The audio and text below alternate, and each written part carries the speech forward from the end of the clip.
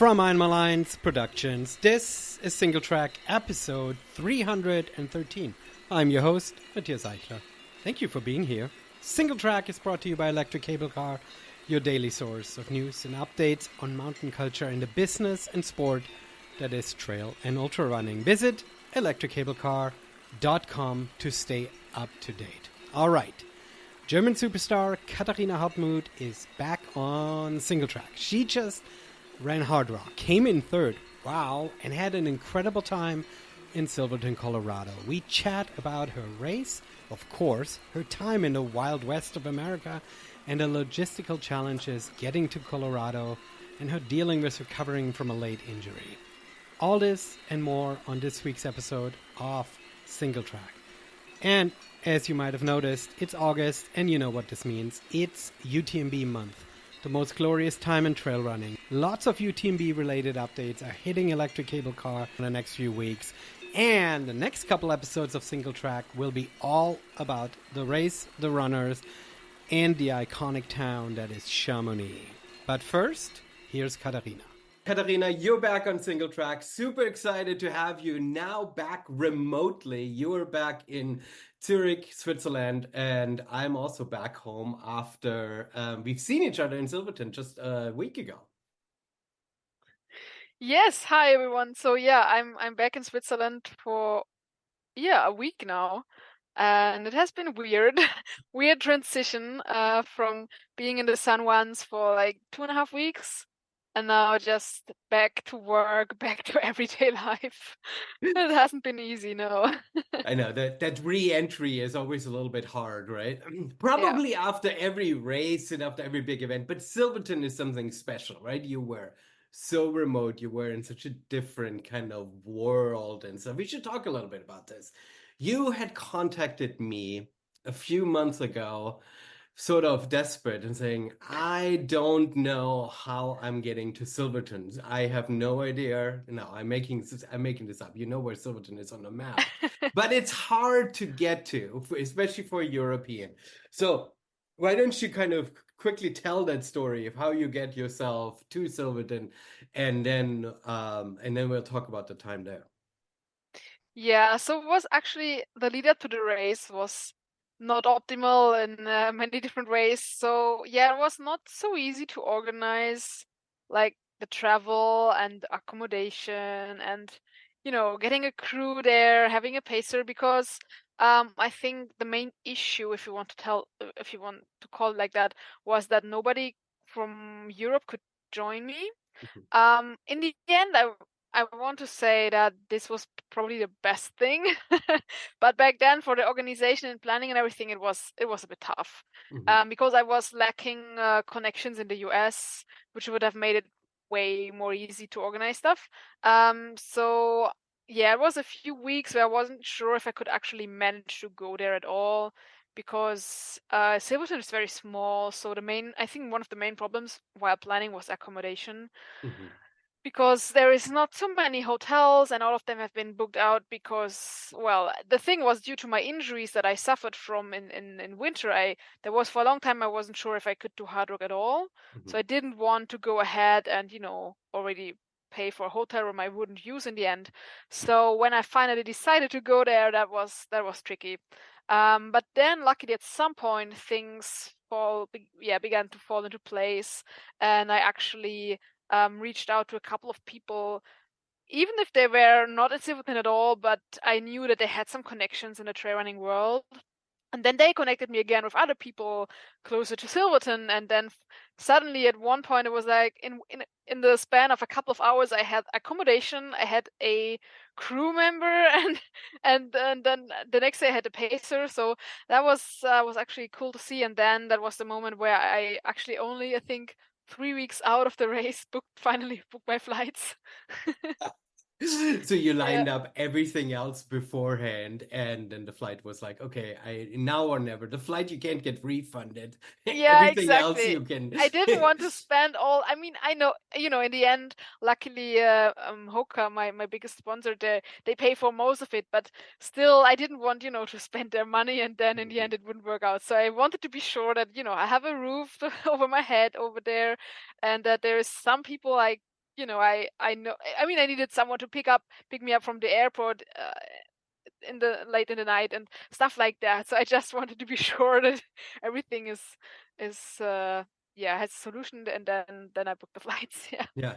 This is an interesting piece and component though, and I think it affects every runner, the elites just as much as the everyday runner, this Mhm. sort of pre-organizing, right? And I know a friend of mine, he loves to run big races all by himself because he's used to that kind of stuff, but he certainly would benefit from having a full crew and a full support team, right? And you saw Ludo winning and setting a course record who was over a month prior in San Juans, right? And he ran the course multiple times and he had an entire team there and stuff, right? I mean, you can sort of approach a race like that from the most extreme, fully organized, fully team to sort of doing all of this solo, right? And you sort of were sort of in between, but still very much solo, Yeah. especially because the team that you assembled, you didn't know, right? I mean, you Yeah. didn't know. Well, I knew them a bit, but yeah. But it's different to Yeah. a Hannes Namberger who always gets crewed by his wife, and his wife knows exactly, or Courtney's husband, right? I mean, they are a Yeah. complete well-oiled machine, and they know exactly what each other needs and wants and how they communicate and stuff, right? And you knew them, but I mean, it's not like you've ran a lot of miles with them, right? That doesn't say anything about them being bad crew members. They might be terrific, but it adds a level of uncertainty into your race preparation and planning and stuff, right? That isn't perhaps the most ideal thing, right? Yeah, I must say that I'm actually used to run my races basically unsupported Hmm. because until I think 2 years ago, I have never run a race with a pacer and I've never run a race with a crew. So it works. Hmm. And even at Hardrock, you can run Hardrock without having a crew because there is all these drawbacks and people at the aid station, they are so friendly. And I mean, anyways, coming from Europe, you're not used to run with a pacer anyways, because that's not a thing over here. So I thought in the beginning, I was like, well, I mean, I could run the race on my own. It's more about, the things around the race, like accommodation and getting there, Yeah. that needs to be solved beforehand. But for the race itself, I mean, obviously I knew that I wanted a crew because having a crew is, I mean, yeah, especially when you are running in front, it's very beneficial. It's way easier than just handing out the drawback. But then when I was there and I was experiencing actually also how helpful all the volunteers are, and then I was like, I could have done it without a crew. I mean, in the end, I was super happy, and I was also very glad that I had a pacer with Dakota, because, well, we will probably get there, but during the night, I struggled so much, and I was just glad to not be on my own. And one of the reasons was as well because, I mean, I did plan before to do a soft rock, but then due to my back injury that I got just 2 days before my flight to the US, I couldn't actually do that. So the problem was that I didn't know a lot of the course and especially not the night part. Mhm. So I was very glad then, especially as I struggled there, that I had a person there and I knew he knows the course. He can tell me how far it is and to the next aid station. And that was super helpful in the Yeah. end. No, yeah, that's great to hear. One question around competitiveness. Do you feel like, you for yourself, for your comfort level, you might say could have done it to by yourself, but do you feel like for you at the very front that having a big crew gives you just a little bit of competitive advantage that shaves a couple minutes off at the aid stations, that somebody who has a big crew can be faster and harder to beat than if you show up by yourself? Is that something that's on your mind? Is it something you think about it? From the outside, it feels that way, but I don't know if it actually makes a difference. Well, I would say it makes a difference, but I wonder, well, I usually think that I would make the difference somewhere else out on the Hmm. course. Hmm. Um, so yeah, you can shave off like 1 or 2 minutes, but I think when you are used to running races on your own without your crew, you are pretty good in, organizing yourself. So, I Hmm. mean, I'm anyway still when I have a crew, for example, I don't want them to deal with my pack. So I put in the flasks, I put out the flasks, I put in my food and whatever because well, that's just how I do it. Hmm. And I mean, obviously, maybe there you could shave off a couple of minutes, and you could say, well, in the end, if you do that in 5 different places, then it could add up to like 10 minutes. That Hmm. yeah, for sure that could, but I think. And I think especially for shorter races, that might be quite an advantage.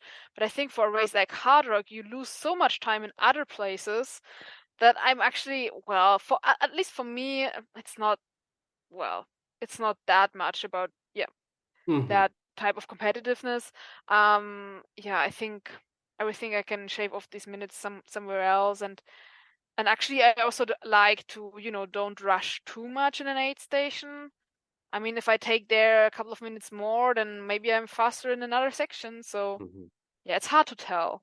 It's maybe it's hard to tell too. And again, this I'm phrasing this a little bit as a question because especially on these 100 milers, the race never is perfect anyway, right? I think everyone struggles somewhere along the course, and there's so many other variables. Like you're not a Formula One car yet, right? It's not like that out on the loop, you have absolutely optimized every single thing, and it's really only about the pit stop where the deciding factor is made, right? I mean, there's so many other pieces in a race that play into that too, right?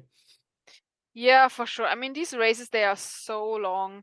And I mean, you can have a pretty decent day, but usually something comes up, especially in a race like Hard Rock, which is not an easy 100 miler. Then you have the altitude, you have, yeah, so many things that can go wrong. And to me, that actually happened. But I mean, I still think you can have like an optimal race. I think that's what Ludo had. Hmm. He said afterwards he was always waiting for, that low in the race, but it was never coming. So I think that's pretty cool to hear that, and it's actually possible. And I mean, looking back on my own race, I definitely realize where, well, maybe I don't want to call it mistakes because I was very much aware that that was not going optimal. But then I struggled with certain things like the altitude because I couldn't.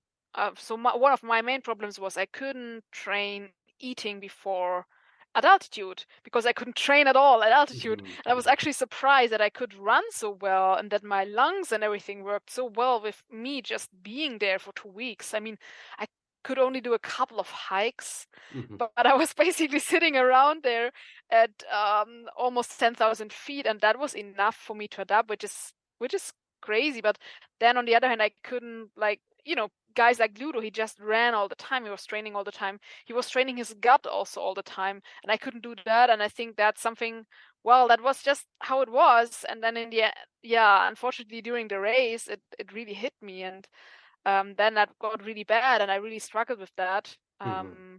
So yeah, that was So, certainly not optimal. so you booked your flights, you got injured 2 days because you were flying out, you hurt your back, so you arrived in the San Juans, and you got acclimated, as you're saying, right? In some respects, especially seeing how I felt when I first arrived, and my friend who I had on a previous show, who decided that he was going by the theory of acclimation isn't necessary and only arrived on Wednesday, and he literally barely made it to Telluride. He paid a very, very, very painful price for thinking that he wouldn't need to acclimate. So for you, you took the 2 weeks, but you really only could hike in order to try to heal your body. And you got to see some of the core still, right? So you were able to kind of familiarize yourself a little bit of what these mountains are all about. But in the end, you weren't really training. No, so basically, I mean, actually, the first week I could basically do nothing because when I arrived after the long flight, my my pain actually worsened. So I arrived in a lot of pain, Oh no. and I hiked for the first 2 days, but then I realized no, I can't continue. So there was a period of 5-ish days where I couldn't do anything. which was very hard because at the same time I couldn't really see some improvement. But then at the end of the first week, I was very lucky that I could work together with a physio, and he treated me a couple of times, and that was just so helpful. Because the problem was that I didn't know if the pain was coming from the bone injury that I got and that we saw on the scan I did before I flew out, or if it was just, muscles and everything around it. And then when I worked with the physio and I saw the improvements, I was not sure, but I knew, okay, maybe I would have a chance to start, because if it's only muscular problems or the hip instability, whatever, I could work on that. It could improve. With the bone, it would have been different, because actually the doctor that did the scan before I flew out, he told me that it was a stress fracture. And I knew that if it would have been a stress fracture, I wouldn't have been able to run 100 miles, for sure not. But I still doubted it when I saw the picture, because I've had stress fractures and I know how they look on the picture.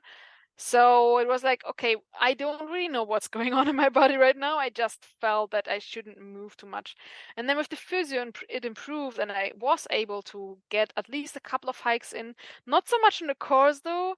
I think the only really part that I could see where I could actually hike on the course was the last 20K, which was really important in the end, because that was one part of the race where I was not able to see well. So that was really good that I've already seen the course before. So I had some rough idea where to go. But the other parts of the course, I mean, we did drive up to some of the passes. So at least I could see and imagine parts of the course, but I didn't actually run on them or hike on them. Yeah. So yeah, the preparation with regard to the course recce was, well, really not ideal, but in the end it was all about getting to that start line and actually just get the chance to run, because even 5 days out of the out of the race, I couldn't run without pain for more than 3 kilometers. And at that point I was just like, I don't know if it is still possible, because the improvement was just so small. But then I really felt that I was feeling better with all my, physio exercises and stuff. And then 3 days out of the race, I did a 10K, and that actually worked. So then I was like, it was only a flat 10K, and it was my first run after more than 2 weeks, but it was enough for me to get enough confidence to at least toe the line. But still, when I was there at 6 a.m. on that Friday morning at the starting line, I was like, okay, maybe on the first downhill I'm just in pain and I have to DNF. I just didn't know. I mean, it is crazy to hear. We, as we're following you elites run around, we sometimes see you as superhumans, right? You achieve times and you achieve placements that seems unfathomable to us. And so when I hear how human you are, how much the average struggles you are, in some respects, it makes you even more a superhuman because you then still did so well. Because I mean, we had lunch a couple days before the race, and I think you certainly were ready to get started at the race, but there clearly were some doubts in there. And yeah, I mean, on paper, if somebody would talk to you about it, that wouldn't make for a good place mentally to take on an adventure like that, to take on a challenge like that, right? You're supposed to be serene and ready to go and everything firing. Having so many variables is it's crazy that you still put yourself out there and you still go all the way through. And then the crazy thing is that the race in itself didn't, your main concern didn't even affect you, right? You had to Yeah. deal with all kinds of other things. Yeah, that was really, yeah, that was weird. But I think that with all these uncertainties going on before the race, I was just super relaxed before the race. I mean, obviously I was not prepared well, to be honest. But with that, I mean, I didn't even thought that I would be able to manage to see the rock in the end. So I think I was just, I was just happy that I could be at a start line. And I was like, okay, let's see how far we can go. I mean, maybe in the end I was not as competitive as I could have been for sure, but I think it really relaxed my mind. I was just happy that I could, that I would have the chance to run at all. And Yeah. I just hoped very much that I would be able to run for more than 10 miles. Yeah. So when I was going down the first downhill and I didn't have any pain, I was like, huh, okay. Maybe now we can think about running more than for 2 or 3 hours. And actually that was pretty cool because I was just not focused on anyone else. I was just focused on my own run and just thought, okay, let's go and have the most possible fun out there. Yeah. Yeah. Yeah, So, yeah. so you approached this fully like hesitant, wondering how your body would be holding up, and then once you realized things were actually working, you went into this place of joy of like, hey, this might actually be fun. I can enjoy this. Did you ever cross into this level of competitiveness? Did you ever think of, well, maybe I should start hunting Camille and Courtney in front of you? No, not really, but that maybe does sound a bit wrong now because that's also not what I usually do. So, I mean, maybe in the end of a race. So I did that last year at UTMB. I wasn't like competitive until the last, I don't know, 30K, because that was the point where people told me that I could make the podium, and then I was like, okay, now we race. But Hmm. usually until that point in the race, I'm not very much focused on what's going on around me. I'm really much focused on my own race because the race is so long and the number one goal always must be to finish.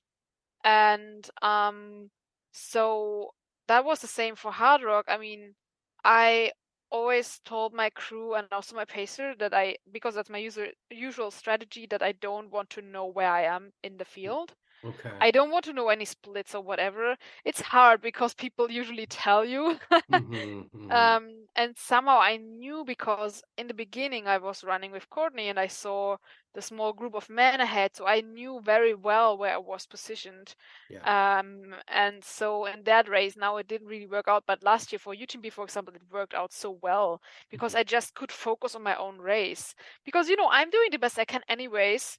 And usually I'm more focused on a time goal. I set myself a time goal and then I'm working on that and try to realize the splits. But until the last 20, 30K of a 100 miler, and I usually am not interested in what's going on around me, because I think that would just add a layer of stress. Mhm. And when I then see I can still race, then I can race and then can try to overtake people. But luckily also for Hardrock, that was never the case because, in the end, I struggled so much with my own problems that I was just like the position or whatever the time in the end, it was just, it didn't matter at Mhm. all. It was Mhm. just about getting to that finish line. Yeah. Uh, So yeah, I mean, this is also a very sort of unique race because you have so few runners and things spread out so far. And it is so hard, so you are anyway slower than most other races of this distance, right? So things are a little bit different. So tell me a little bit. The first half, you told me very briefly, the first half was great, the second half was crap. So yeah. tell me a little bit about the first half. I saw you coming into tell you right, and you looked extremely concentrated and focused, and you knew what you were doing. And then I saw you in Uray, and I think um, the way I would interpret it is you were trying to avoid the crowds and just try to get out of there as fast as possible. Uray had so many people there. So how was it for you in kind of these early phases of the race? Yeah, really, the first 15 hours was great.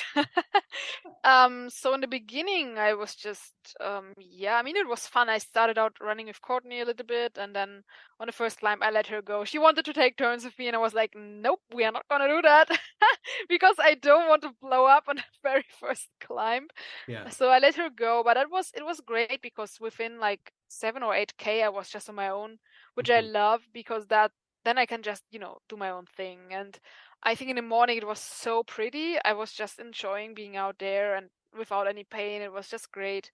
And then I think on the second and on the third climb, I struggled already a bit with the food intake. So I just felt super nauseous. Hmm. And I think that might have been due to the altitude, because that's what people told me before. And even veterans, they said, well, they still feel the altitude on the first 3 climbs, and then it gets better. And I think Hmm. that was the same for me on the second and third climb. I felt the altitude and I couldn't eat well, but apart from that, I could move well. I enjoyed myself. The views were beautiful. The people were crazy at the aid stations. That was really cool. And I just took it all in because I was like, wow, I'm moving. I'm without pain. Well, let's enjoy the day. Hmm. And I think coming into Uray was just like, okay, we are almost at a halfway point, and you come in there and you run on that road downhill for like 10 miles. Oof. And Oh I yeah. was just so glad to be done with the downhill. I was so much looking forward to the long climb up to Engineer. And yeah, it's always a bit weird when you come into the aid station and there's just people everywhere. And because I was so much in front and I was basically coming into the aid station on my own, I was the focus of the Hmm. people. Hmm. So that's usually when I'm like, okay, I just want to see my crew, and I just want, to get everything dialed in, and then I just want to leave because I'm on a mission. Hmm. um, but it was nice to see familiar faces there actually. I mean, I couldn't maybe I couldn't appreciate it that much because I was just the downhill it sucked.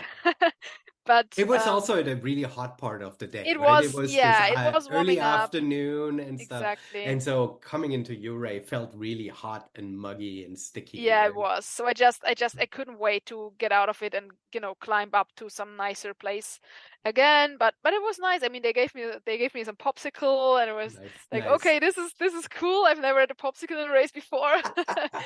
And then there was a friend. She was waiting further away from the aid station, and she was super happy to see me, and I was as well. So that was actually quite a good moment still. But yeah, things were about to change after that. Things were about to change. Let's talk Yeah. about this. Let's talk about the second half. Like Oh. when I ran into you, it was like 4.5 miles to go, and you rattled off your things you've been dealing with. So I'm like, how do you still move? How is it possible? So nightfall sets.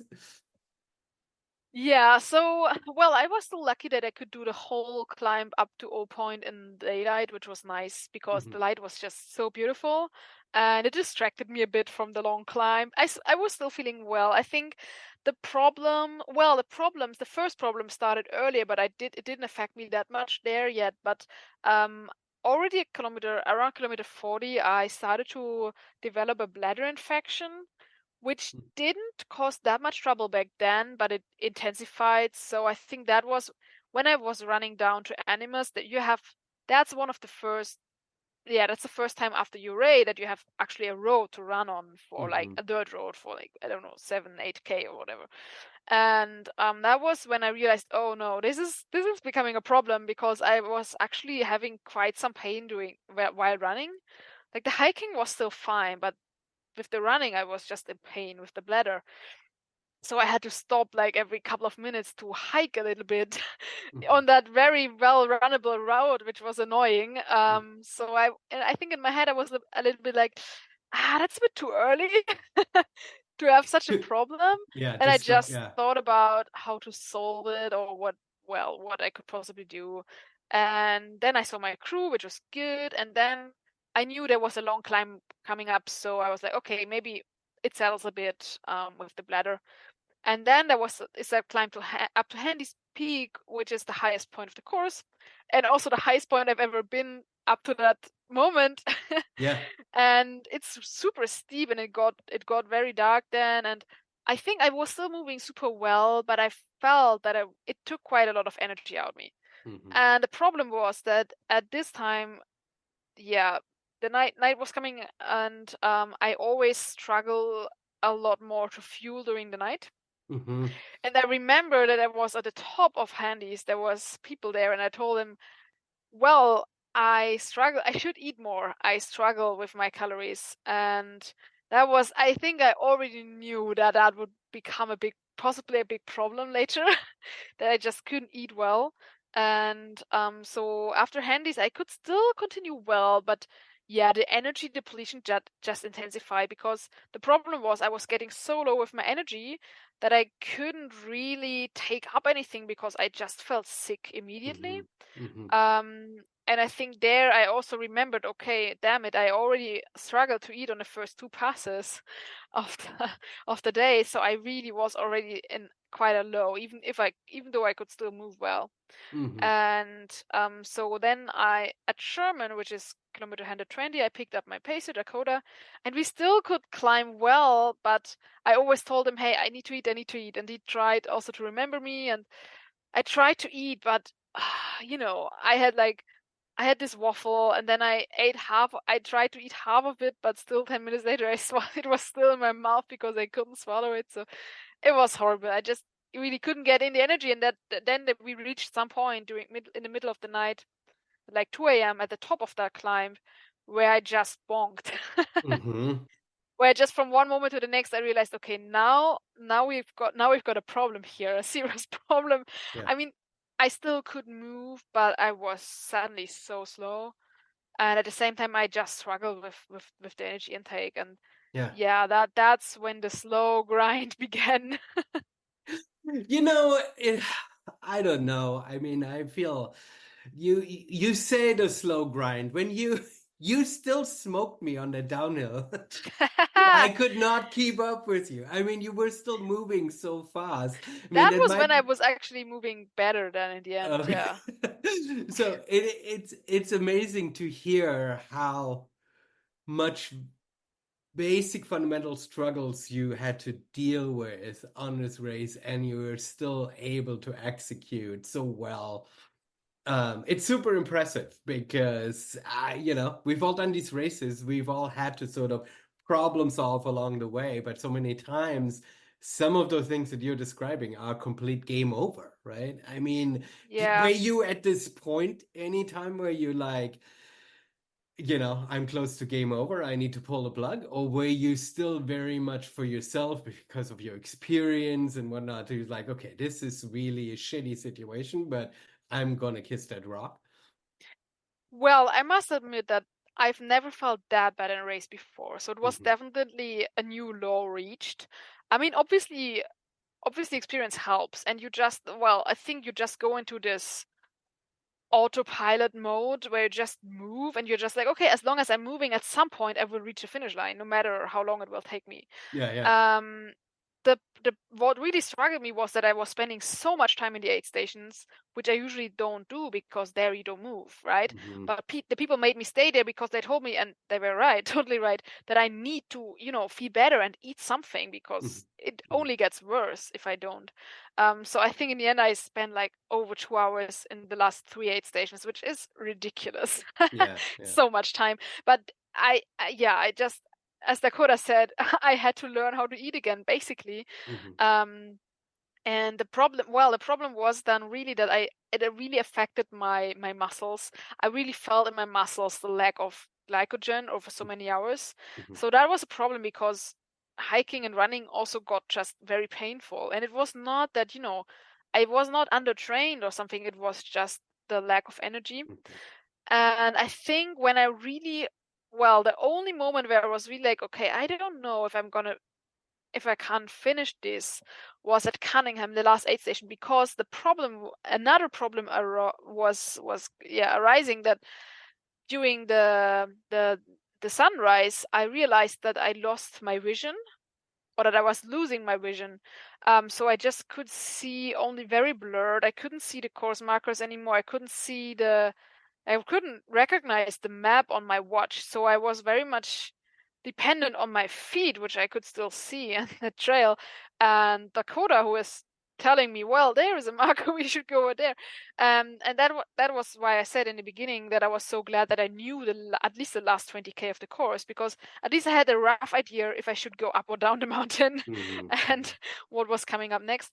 But then at Cunningham, I lost Dakota, and then luckily I met my crew Mandy, and she was like, okay, I will go with you over that mountain because you can't see, you are completely depleted. And I was so glad that she came with me, because that would have been very, very hard without her. And I think that was just the moment where I was like, I'm not sure how to get over the mountain. Mm-hmm. It was not that I was like, I have to DNF here or I don't want to finish. That was never the case. But I was just like, okay, I mean, we go there, but I just don't know how to do it because I was so depleted. And that climb up there, I think that was most probably likely the slowest climb I've ever done because every couple of 100 meters I had to sit down because my system was so Mm-hmm. so all over the place. And then Mandy, luckily she was there and she pushed me because halfway through the climb I just told her that I can't continue, there's so much climb left. And she was like, yeah, but you're almost there, we did like 2/3 of the climb. And I knew that was not true. I knew that she was lying to me, but at the same time I realized why she was doing it. So I was like, okay, I have no chance. I just have to continue uphill. And I tried to, well, then by then I just fueled by Coke because that was the only thing I could really get down. And I knew that at least it was some energy. Mm-hmm. And I think by the end of the climb, when we reached the top, I was feeling better. I was like, okay, it's still 10K to go, but there I was sure I would make it. The problem then was more for the downhill, that still my vision, it was so bad. And I knew that there was this horrible dirt road coming up. So I was like, Mm-hmm. oh, just following Mandy and just holding my poles in front of me and, knowing that if I was about to fall, at least maybe I would stop with Yeah. myself while holding the poles. It was crazy. Yeah. Did, did did you figure out what happened or why you lost your vision? Was it a nutrition deficiency or was it the altitude or? Yeah, it's a good question. I'm not sure yet. I think it was definitely something with my contacts. Mhm. I think there is a good chance that it was maybe because of the depletion, because some people told me that it could be if you lose electrolytes or stuff like that. So probably it was connected to my depletion Mhm. in terms of energy, but then maybe it's also, I don't know, with dirt, some reaction with the dirt or whatever. I think it could be there could be many different reasons. I mean, I didn't freak out because I've experienced that before, but not that severe. And Okay. I think at some point I was just afraid that I would, reach the point where I really couldn't see at all. I mean, Mhm. now it was super difficult. It was still super difficult to see something, but at least I had, different colors and I could make out where the trail was. I couldn't make out the details of the surface, which was the issue, but I could Right. see where to go, basically. But I was just afraid that at some point I wouldn't be able to see it all because then that would have been super tricky, even with a pacer. Because Mhm. I mean, in the end, she can't carry me down there. Right, right, right. So that was really tricky. And I was just glad they gave me some eye drops on the last aid station, and that helped that it at least didn't, get super worse. Mhm. And somehow I made it down that downhill, but I mean, the vision didn't improve until like a couple of hours later when I was finally able to take out my contacts and relax a little bit and eat. Crazy. That is absolutely crazy. I can't believe you made it down that like Jeep Yeah, road with all me of neither. those crazy boulders. And you're like, yeah, I can't see anything. Just let me move. Yeah. So you arrive back in Silverton. You kiss that rock. Explain that experience. Explain that feeling after everything that you went to through the lead up of, not knowing all these injuries over the winter Yeah. and stuff, right? And I mean, you can be critical and say you didn't run the race that you wanted in terms of time, but you made it Yeah. around the loop, right? I mean, it is a huge achievement. No, and in the end, that's all that matters. I have to admit, running down to Silverton to the finish line, maybe it was because I was just so done, but I was a bit disappointed because I knew that I could have had such a more, like, a way better race. Because I knew I spent so much time in the aid stations. I lost so much time because of this nutrition problem. And I thought in my head, if I just would have been able to eat, I would have been able to maybe be 3 hours faster. I'm sure I could have done that.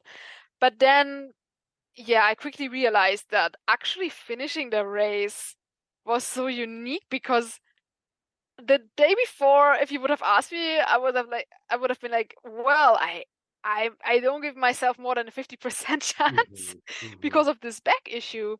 And then also considering everything that happened with the vision, with the bladder, with everything, I was just like, okay, in the end, it was not too bad. And just also this achievement of don't believing to get up the mountain, but still somehow I managed. So yeah, it's a bit unfortunate because when you watch the live stream, you see that I only really smile when I'm at the finish.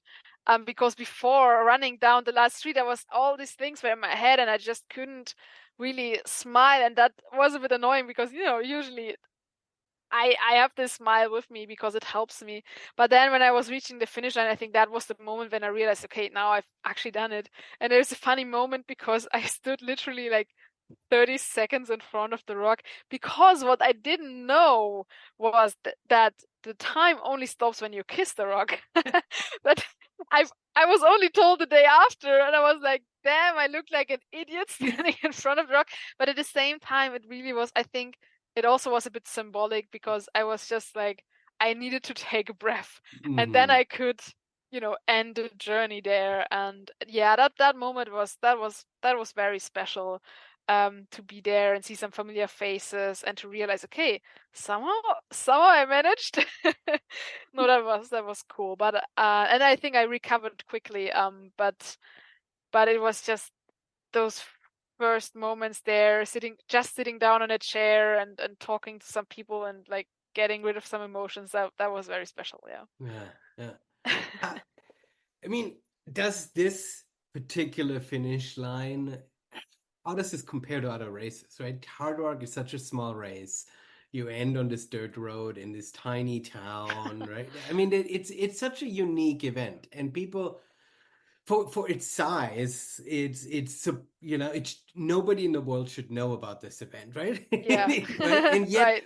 it holds such high regard. People from all over the world really respect it and admire anybody who runs it. And so for you, comparing this to other finish lines, how do you feel like how did that make you feel?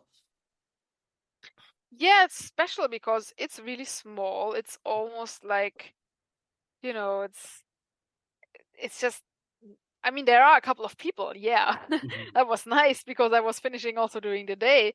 But I mean, for example, comparing it with last year, I mean, last year I had a completely opposite experience at UTMB. Mhm. At UTMB, you run down and you run like 1.5, like a mile through the village, and the streets are full packed with people, and they are yelling and screaming at you and applauding, and it's just that was crazy, and that was nice. But at the same time, it's always a bit overwhelming because you spend so many hours on your own in a mountain, and then you come and you reach this sea of people, and also at the finish line you have like this wall at UTMB. You have this wall of, I don't know, 100 photographers. It's crazy. It's Yeah. rad. Yeah. It's really crazy, and there it was always, I mean, I enjoyed that very much, but it was almost a bit too much. Mhm. And now, I mean, Hardrock, it really is the complete opposite experience.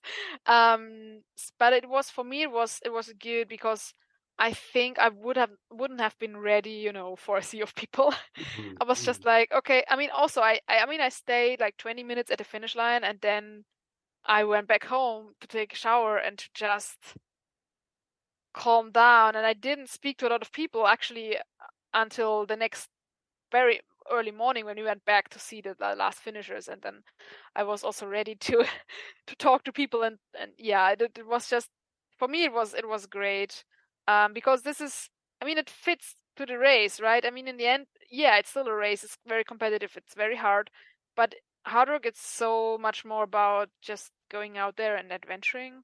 Mhm. Mhm. And that's really, I think that speaks way more to me. I mean, I am a competitor, yes, and I am competitive, and I like that. But in the end, I'm still just a person who wants to go out and experience and do an adventure in the mountains. And the more remote, the better. But yeah, I mean, so that's why I think the race for me was very special. And I mean, I will still do continue and do races like UTMB because just of the fact feel it's cool to race there. But I think in terms of the course and of the people and everything. I am definitely more the person who likes it like, low key and Hmm. Hmm. very small and familiar and not, the huge crowds. Yeah. So, Requires a completely different mindset, right? I yeah, mean, it there is does. Definitely does. it requires a lot more self-reliance and understanding, right? There are very fewer people there, perhaps to sort of where you can sort of connect with, right? That UTMB, even the shuttle buses are organized, right? I mean, Yeah. there is so much infrastructure there that you can sort of rely on, which you don't get at a race like Hardrock. But at the same time, at Hardrock, you can perhaps sit back a little bit more and be who you are in the moment, as opposed to being Yeah. part of something crazy, right? Yeah, definitely. I mean, you feel that with the media and the live stream now coming in, I think it's not what it has used to be. Hmm. But I mean, there is still so much of that, of that legacy, I think from the last years and decades there. And I mean, in the end it is a race, but as soon as you're out there, I mean, you run so much of the time you are on your own because Hmm. it's just not that many runners. Yeah, And so for me that's very freeing because I know all the time that I am in the race. But at the same time I think it's so much easier to focus on yourself and to actually also enjoy it and not yeah, be too stressed and too rushed. yeah. Yeah. That's great. I have a theory about the Hard Rock Mountains, and I didn't spend a lot of time in the San Juans actually above sea level, or actually above, like, 12, 13,000 feet. But I have a theory, and it is that I don't know if there are any other places in the world where you can run as a trail runner in that kind of environment. Because if you could compare this to the Alps, at that Yeah. level, you would be mountaineering, right? You Yeah. would be going over glaciers, you would be roped in or something, right? Wherein Hard Rock allows you to go over 14,000 feet. And for most parts, let's perhaps away, not thinking about some scree fields you had to little navigate, but in general, it's a runnable course. Well, let's put that. I Well, want I to. mean, Okay. let's be careful with that term Okay. because, well, first of all, this year we were lucky because, well, some people we say we don't because the snow sometimes makes it easier, but it was a very low snow year. Hmm. So there was almost no snow on the course, which is, I think, not necessarily the average year. But yeah, you're definitely right. I mean, there is no glacier or whatever. Hmm. I mean, there is still trails at that altitude, which is not the case for the Alps. Yeah. Especially not in this year where we had so much snow. And I mean, we still have so much snow at lower altitude. So it's crazy to compare it. But so that's definitely unique, but it doesn't make the harder course easier. So there is this really sketchy parts where there is actually no trail. Hmm. Hmm. But as you said, there is these scree fields, and when you go up to Grand Swan Pass and you stand there and they show you here's the way and you look down, I mean, I knew what was coming up, but still standing there for the first time and realizing I have to go down there Hmm. without a trail was like, okay, I've never done it before, so I guess I will just, try to figure out how to get down there. So it's definitely, they say there it's like a postgraduate 100 miler. So that shouldn't be your first 100 miler, and it shouldn't be your first technical 100 miler because in the end there is quite a couple of sections where it's hard. But obviously, yeah, coming back to what you said, obviously you don't have to go up there, with a helmet Hmm. and stuff. So it's not a mountaineering race; it's still a trail running race, but it is a very technical one. Yeah. Yeah, I'm not trying to suggest that it's easy. I'm just saying that it's no, certainly not. because I've experienced this many times before here in my mountains here in the Pacific Northwest, that there are certain routes where sort of the trail ends and you want to Yeah, go further, but then you immediately are required to have a different skill. Mountaineering is yeah, required, right? There are big drop-offs, exposures. You have to hold on to rock. You have to, where you sort of go from one class of travel to the next class, right? And I think the pictures that I've seen of the Hard Rock course, yeah, scree fields are shit. They're really, really technical and they're really Yeah. hard. I'm not trying to diminish this at all, but based on what I've sort of seen of the course, I feel like that's what attracts people to trail runners to run this course, is that you're not necessarily required to have these different types of skills. Where in many other mountains, right? Just by the way the mountain is made up. I flew back into Seattle, and the plane took a circle around Mount Rainier, right? The Mount Rainier is only like just shy of 15,000 feet or something like that, right? Around that, or 14,000. But I mean, it's fully glacier covered, right? I mean, I've never been above 10,000 feet at Mount Rainier, because you need a permit and you need to be roped in and you need to go over ladders. But you sort of hit that skill level. And I think what makes Hardrock so great is that you don't need that skill level in order to experience these incredible mountain vistas, right? Yeah, I mean, in the end, it's just that basically the whole area is just elevated. I mean, Mm-hmm. even if you go down to Denver, where it's like absolute valley, the bottom, you are Yeah, still so high up.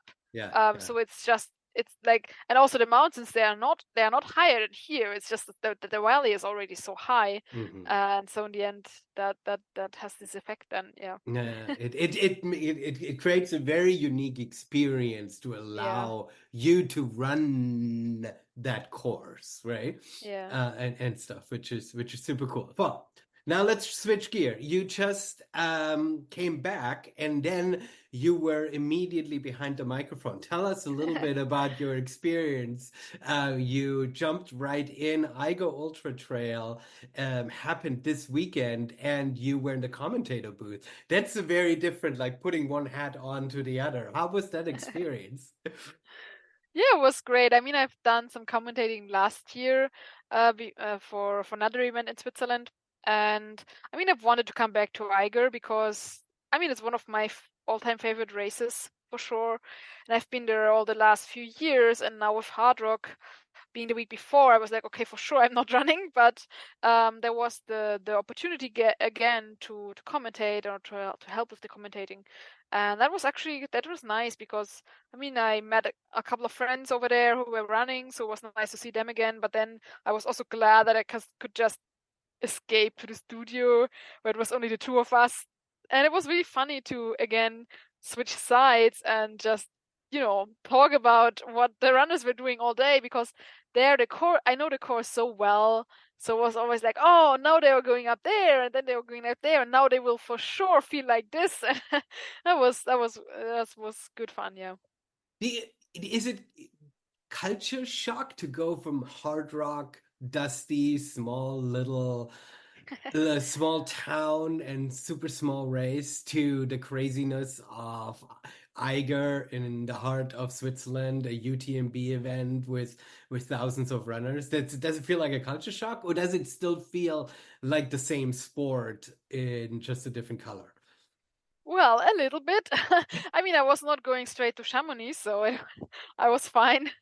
It wasn't that um, much of a culture shock. yeah, I think I've experienced the culture shock the days before when I just came back to a large city, and I Mhm. mean, it's large for Swiss, well, for Switzerland, but it's not.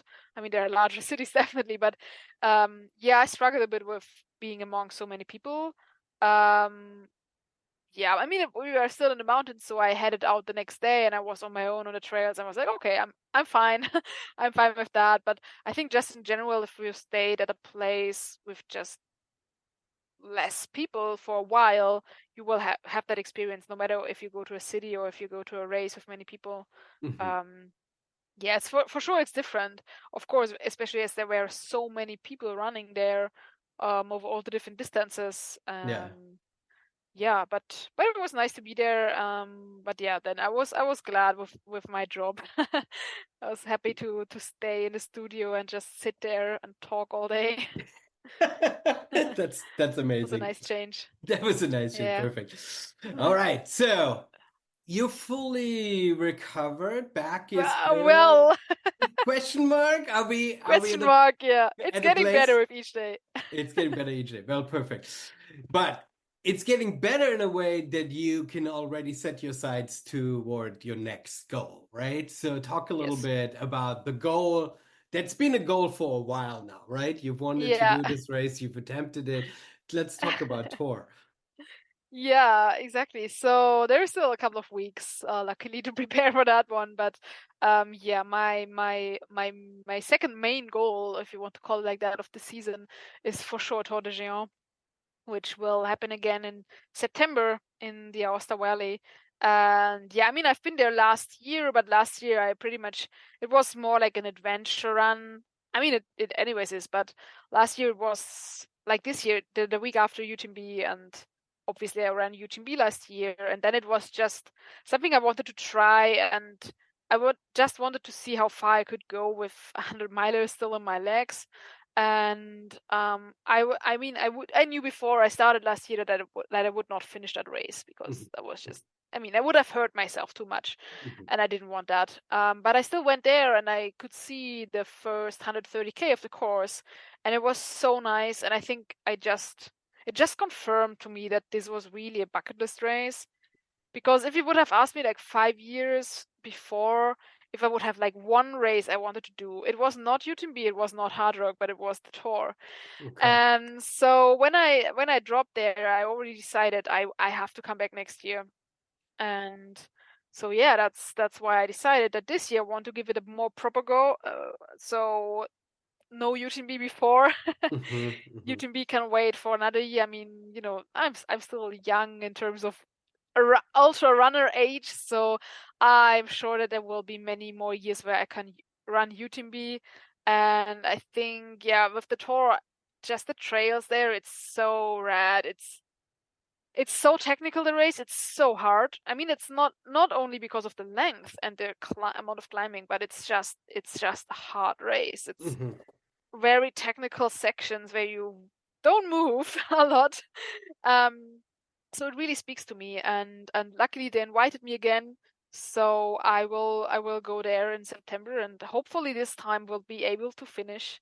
It will be very much about conserving your energy and eating all the food along the way.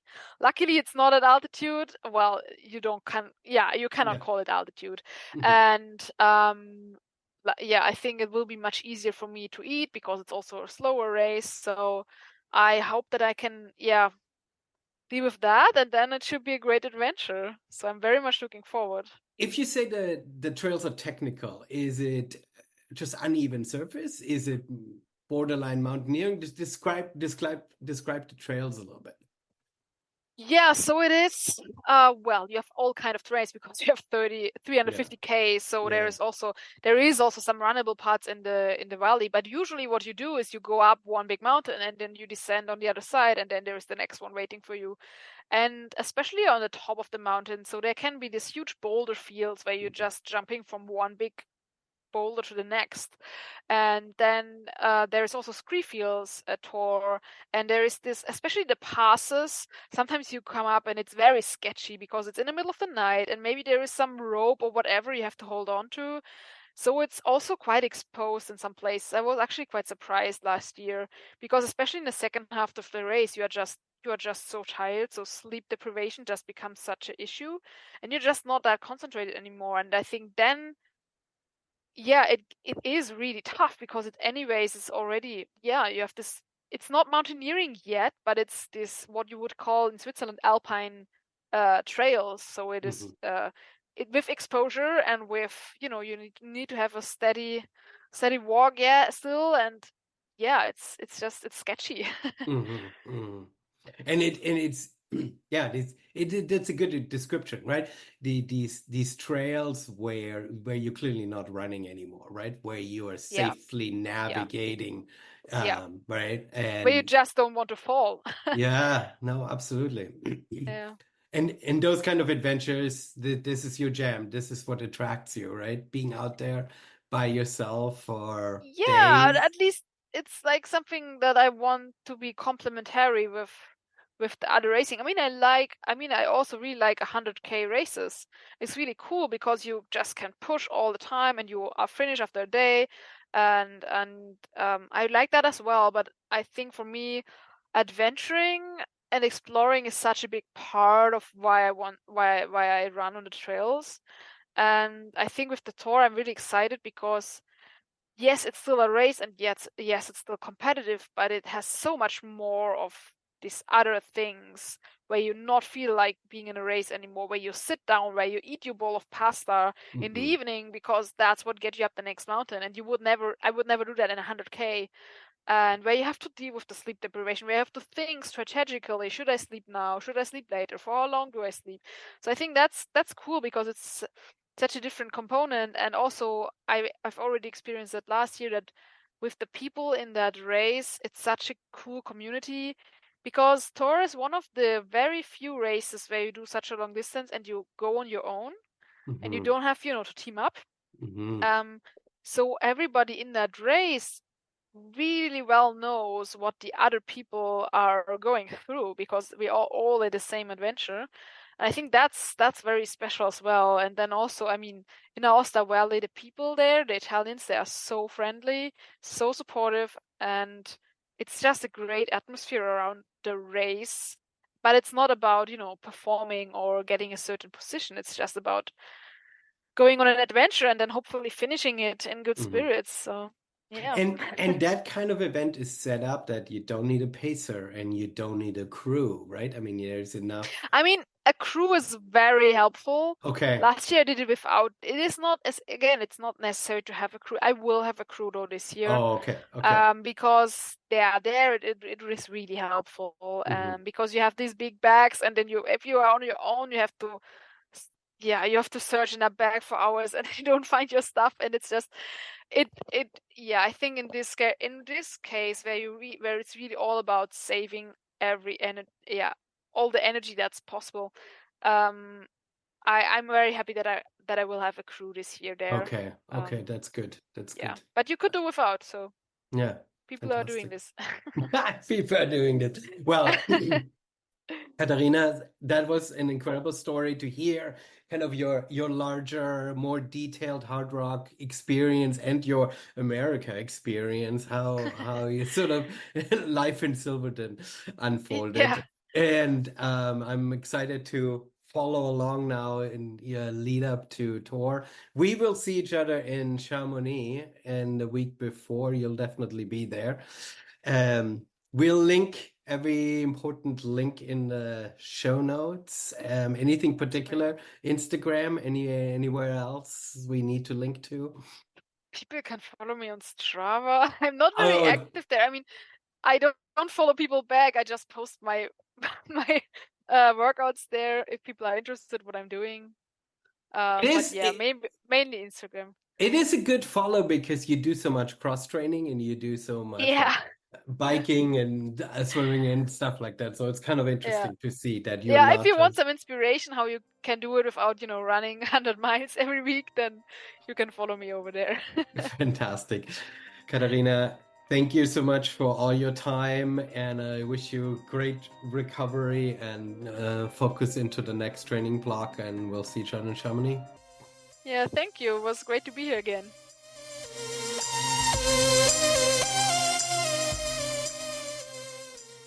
Thank you, Katharina, for coming back on Singletrack, and thank you, dear listeners, for joining us and for all the support throughout the years. More links and info in the show notes at singletrack.fm. This was Singletrack, and I see you in Chamonix and, of course, over at Electric Cable Car for daily trail and mountain news. I'm your host, Matthias Eichler, saying Auf Wiedersehen und Tschüss.